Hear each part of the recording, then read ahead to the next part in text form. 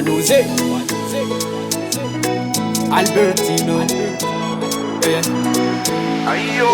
Namangatika re Dangatini futo na maru Yaraka nina ni masaka Nina ni mata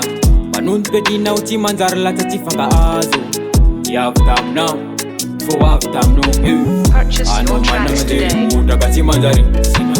Hipokrite no ultima tautan ranga ari Miseu pande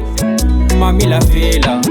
Not the best friend no Divat ka enemy Bombo kulatero pasino Tenga timami Anoko nangala davadinol Vadino como galarnol Ni dulci mis nyatof ni verni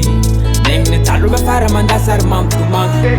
Ambon tane Sfana vana rati mandan Sabi afenga na iku mi vatika ambon yamban Ambon tane Sfana vana rati mandari Sabi afenga na iku mi vatika ambon yamban Anoti shira Andonom go go go go Ano go go go go go Hey Jadu kisanulu Mi varalila Jadu kisanulu Hey Amontane Milan fangata Asarabella si zenga zanu Fazeng si masua Milan fangampi Lejur fevananga Anoko se Manzar la satis Pija Vitantis Pija fakis Lanzanya faramulina Sada faramulina Mamila olbo mazunda Anoko se Namiani tao tao Bobo solo solo Dompaye Anoko nangala davadinol Vadino como galarnol